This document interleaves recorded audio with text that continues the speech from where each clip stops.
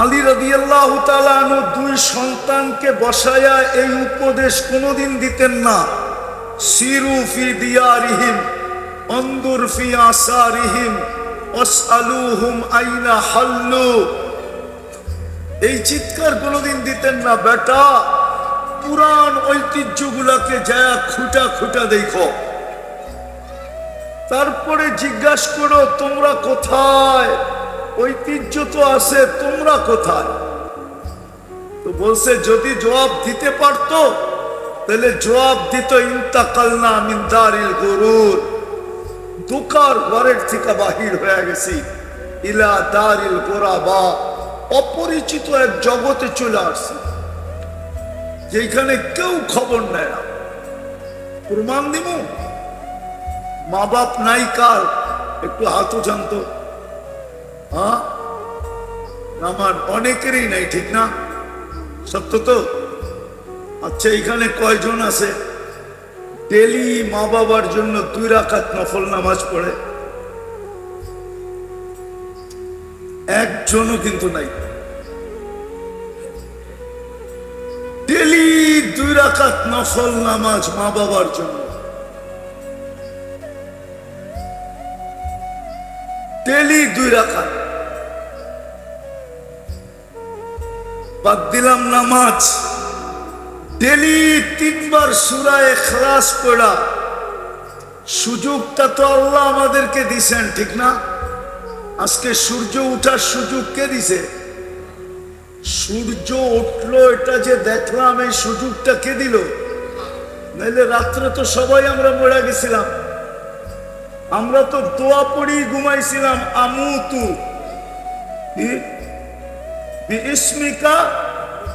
আমুতুর অর্থ হুজুরের জিগান জিগান না, আল্লাহ আমি মরলাম, গ্রাম্য শব্দ, আল্লাহ আমি মরলাম, মরে গেলাম। তুমি চাইলে আহিয়া হবে, নাইলে হবে না। তুমি চাইলে আহিয়া হবে, আল্লাহ সুযোগ দিছে। 3 বার সূরা ইখলাস পড়লে 1 খতম কোরআনের সওয়াব হয়, ঠিক না? এই সুযোগটা কে দিছে? হ্যাঁ, একজনও তো নাই ডেলি 3 বার সূরা ইখলাস পড়া মা বাবাকে দেয়। রাগ হয়ে গেলেন? আছেন কেউ যে ডেলি আমি সূরা ইখলাস 3 বার পড়ি এই নিয়তে যে আমার মা বাবা পাক? হ্যাঁ, 2-3 জন হাত উঠাইছে, বাকি উঠাই নাই আমরা। শুধু মা বাবার ঐতিহ্যটা রয়ে গেছে কবর, মা বাবার ঐতিহ্য রয়ে গেছে সম্পত্তি, মা বাবার ঐতিহ্য রয়ে গেছে বাড়ি। আমি শেষ জায়গায় চলে আসছি।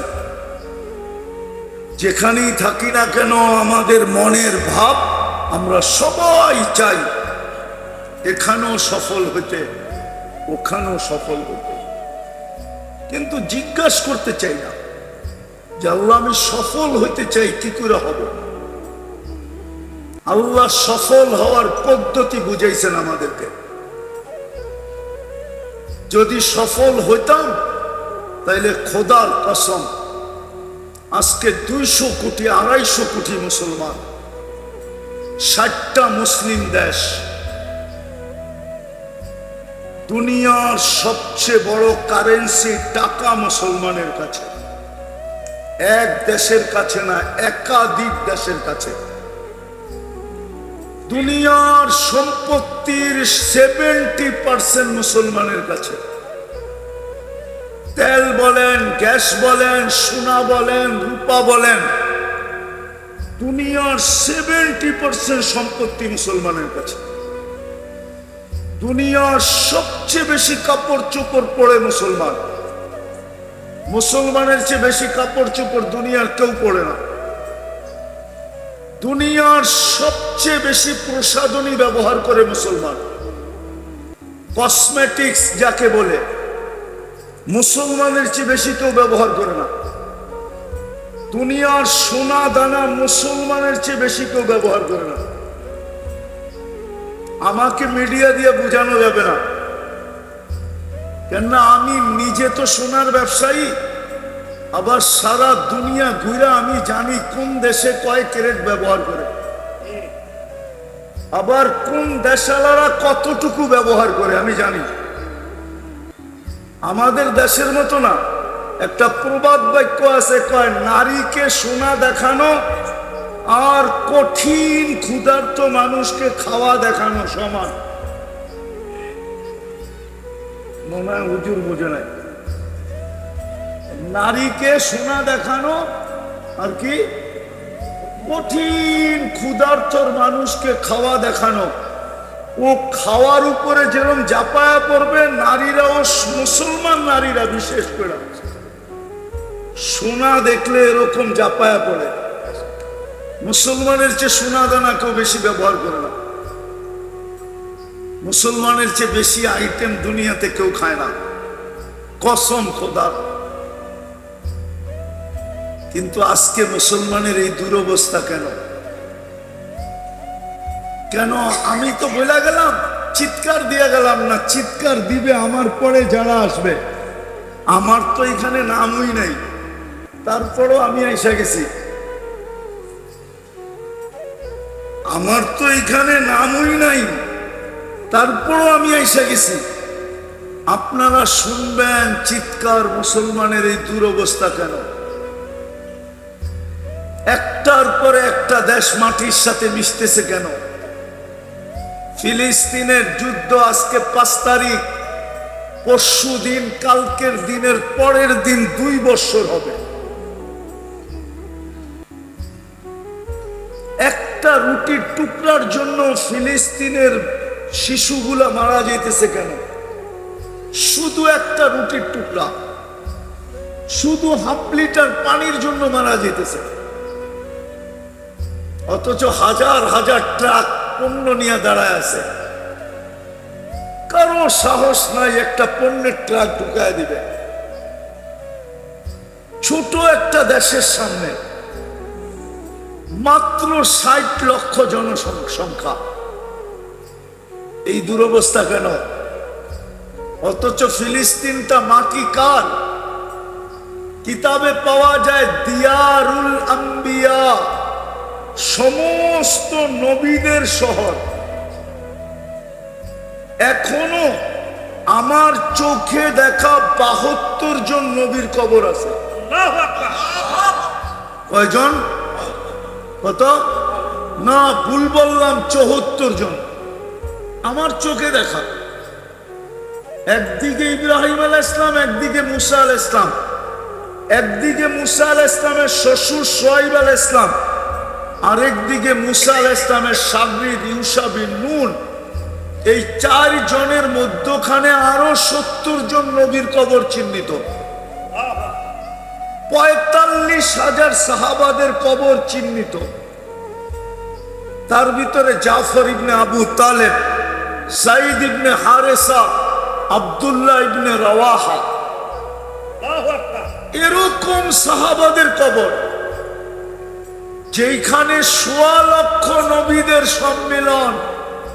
মক্কা বড় উঁচা আমি মানি, সারা দুনিয়ার জন্য কেবলা মানি, আল্লাহর ঘর মানি, কিন্তু 1.25 লক্ষ নবীদের সম্মেলন মক্কায় হয় নাই।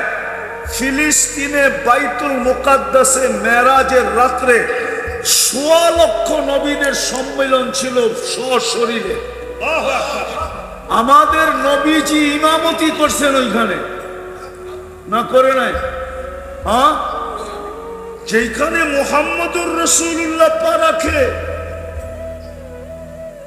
হুজুররা বুঝবে, আপনারা বুঝবেন কিনা জানি না। আল্লাহ তো মক্কার ব্যাপারে বলতেছে, লা উকসিমু বিহাদাল বালাদ। বন্ধু, আমি এই শহরের কসম খাওয়ার পক্ষে না, যদিও আমার ঘরটা এই মক্কা শহরে, তারপরও আমি কসম খাওয়ার পক্ষে না। আল্লাহকে যদি জিজ্ঞাসা করি, আপনি তো কসম খাইলেন, কেন খাইলেন?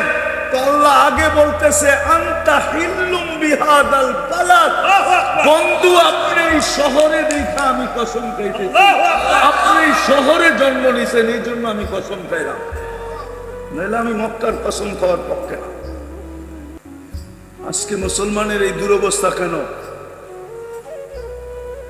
মুসলমান তো সফল হইতে চায়, আল্লাহ তো সফলতা দিতে চায়, শুধু একটা কারণ আর কোনো কারণ। আজকে বইলা যাইতেছি এখানে এহসান আল এহসান ইমাম পরিষদ হুদিয়ামারার শাখায় শুধু একটা কারণ, আল্লাহ আল্লাহর নাফরমানিতে এরকম নারাজ হন না। কেউ যদি আল্লাহর নাফরমানি করে তো আল্লাহ এতটুক নারাজ হন না, এটার প্রমাণ দিতেছি আমি।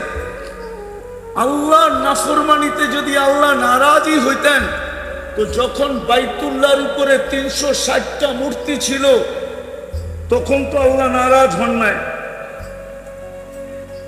উলঙ্গ তোয়াফ হইতেছিল তখনও তো নারাজ হন নাই। ওই চত্বরে বৈশাই চত্বর বোঝেন, বাইতুল্লাহর চত্বরে খালি জায়গায় বারিন্দা বলেন আর সেহেন বলেন, ওইখানে বসে 360টার পূজা হইতেছিল। আল্লাহ তো এত নারাজ হন নাই, শুধু বন্ধুর উপরে আঙ্গুল উঠাইতে দেরি, তাব্বান বলতে দেরি, তাব্বান লাকা, তাব্বান মনে হয় বোঝেন না। আবু লাহাব এই কথা বলতে দেরি, তাব্বান লাকা সাইরাল ইয়াউম, আল্লাহ সূরায়ে তাব্বাত ইয়াদা পাঠাইতে দেরি করে। আজকে আমরা বন্ধুর আদর্শ ছেড়া দিছি, মুহাম্মদুর রাসূলুল্লাহর আদর্শ ছেড়ে দিছি। যুবক মুহাম্মদুর রাসূলুল্লাহর আদর্শে চুল কাটা ছেড়ে দিছে, যদিও কোরআন সুস্পষ্ট বলছিল লান তারদা আনকাল ইহুদ ওয়ালান নাসারা। ও উম্মতে মুহাম্মদী, কান খুলা শুনা নাও, যতই তোমরা ওদের রঙে রঙিন হও, গায়রিল মাগদুবি আলাইহিমের রঙে যতই তুমি রঙিন হও, গায়রিল মাগদুবি আলাইহিম ওয়ালাদ-দাল্লিন এর রঙে যতই তোমরা রঙিন হও, আমি বালুর কণা পরিমাণ ভালোবাসা তোমাদের জন্য ওদের দিলে হতে দিব না, না না না। শুধু ভালোবাসা না, দয়া না, করুণা না, সহযোগিতা না, সহমর্মিতা না, আমি বালুর পরিমাণ তোমাদের জন্য ওদের দিলে হতে দিব না, না না না। অথচ আমার সমাজ মুহাম্মদুর রাসূলুল্লাহর আদর্শ ছেড়া দিয়া যুবকদের চুল দেখলেই বোঝা যায়, ডিজাইন দেখলেই বোঝা যায়, মা বোনদের চলাফেরা দেখলেই বোঝা যায়, পুরুষদের চলাফেরা দেখলেই বোঝা যায়। যেই বৃদ্ধ মানুষটা উচিত ছিল চার দোকানে খাবে আর মসজিদে আড্ডা দিবে, আমি আড্ডাই বললাম যদিও হুজুররা রাগ না হয়ে যায়, সময়টা মসজিদে কাটাবে, ওই সাদা দাড়িয়ালা বুড়াকেও দেখা যাইতেছে রাত্র 1টার সময় 4 দোকানে বয়া বয়া টেলিভিশন দেখতেছে। পায়ে হাত দিয়া বলি, রাগ হয় না, যদি আসলেই সফল হইতে চান, আপনাকে উম্মতে মুহাম্মদী কে বানাইছে? Car selection? কার নির্বাচন? কে নির্বাচিত করছে? জোরে বলেন, জোরে জোরে। আল্লাহ বললে গুনাহ হবে না, যত জোরে আল্লাহ বলবেন তত হার্ট ক্লিয়ার হবে। 1 মাস আপনি আমার কথা মাইনা চিল্লায় চিল্লায় আল্লাহ আল্লাহ বলেন, দেখবেন আপনার হার্ট চাঙ্গা হয়ে গেছে। আমার কাছে ডাক্তারি প্রমাণ আছে, ডাক্তারি। আবার বলবেন আপনিও তো দেখা যায় অন্যদিকে গেছেন গা, হুজুররা আবার ফতোয়া দিয়ে দিব। অসুখের জন্য বললাম, অসুখের জন্য যত জোরে আল্লাহ বলবেন, আল্লাহ যত শক্তি দিয়ে বলবেন ভিতরে ক্লিয়ার হবে। এটা এক খ্রিস্টান ডাক্তার আমেরিকান, ওর রিচার্জ 2020-এ ও রিচার্জ করা নেটে ছেড়া দিছে, নেটে পাবেন, এটা আমার কাছে অডিও আছে। আল্লাহ বললে গুনাহ হবে না। মুসলমানের ঘরে আপনাকে কে জন্ম দিছে? উম্মতে মুহাম্মদী কে বানাইছে? আপনার মাথায় যে একটা মুকুট আছে আপনি জানেন? কইবেন হাত দিলে তো কিছুই পাই না, ঠিক না? কুনতুম খায়রা উম্মা, একটা মুকুট আছে আপনার মাথায়। এটা আয়াত না, এটা মুকুট। কুনতুম খায়রা উম্মা, সমস্ত উম্মতের ভিতরে তোকে শ্রেষ্ঠত্বের মুকুট পরায়া দিলাম। তুই যে দিক দিয়া যাবি, যে উম্মতের সামনে যাবি, সব উম্মত তোকে দেখবে আর সেলুট করবে। সেলুট। ঊর্ধ্বতম কর্মকর্তাকে যেরকম নিচের কর্মকর্তারা সেলুট মারে, আল্লাহ বলে সমস্ত উম্মত আজীবন তোদেরকে জান্নাতেও সেলুট দিবে। সেলুট। জান্নাতে হাঁটতে থাকলেও তোদেরকে রাস্তা দিবে, বলবে এটা খায়রে উম্মত চাইতেছে, সর। আমরা পিছে এরা আগে। প্রতি শুক্রবারে আল্লাহর দাওয়াত খাইতে যায় আমরা সবার আগে বসবো। আল্লাহকে সর্বপ্রথম আমরা দেখব। আল্লাহ আমাদেরকে জান্নাতে সর্বপ্রথম স্বাগত জানাবে। সবার রূপ বাড়বে, ওই নদীতে মুখ ধুইয়া আমাদের রূপ অবর্ণনীয় বাড়বে। আল্লাহর দিদার সর্বপ্রথম গুনাহ। চলেন, যদি সফল হইতে চান তাইলে তওবা করি, তওবা।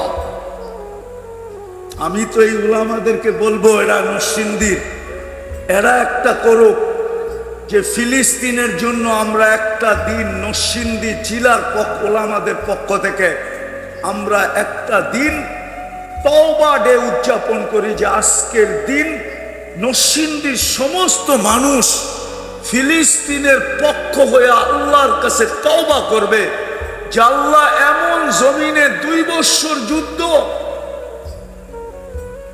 আপনার বন্ধুর ভাষায় কথা বলে, কোরআনের ভাষায় কথা বলে, সাহাবাদের সন্তান নবীরা ওইখানে শায়িত, কবরে জীবিত, ওনারা দৈনন্দিন বোমের আওয়াজ শুনতেছে কবরে বসা। চলেন আমরা আল্লাহর কাছে তওবা করি। তওবা করবেন? কে কে করবেন? পাক্কা? তাইলে বলে দেন, আল্লাহ এই গুনার থেকে তওবা করলাম। বলেন বলেন, এই গুনার থেকে তওবা করলাম। নামান আর আজকের থেকে নবীর আদর্শে আদর্শবান হন। রব্বে কাবার কসম, যে আল্লাহর রসুলে আদর্শে আদর্শবান হবে, যুবক হোক আর নারী হোক, আল্লাহর গ্যারান্টি, আমি তোকে ভালোবাসবো। ইউহিব্বুকুমুল্লাহ।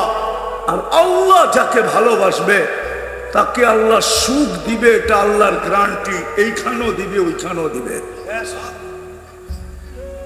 নবীর আদর্শ মানবেন? হ্যাঁ, সবচেয়ে বড় আদর্শ যেটা, এটা হলো 5 ওয়াক্ত নামাজ।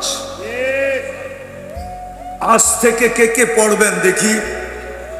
আল্লাহ আমল করার তৌফিক দান করেন। ওমা আলাইনা ইল্লাল বালা।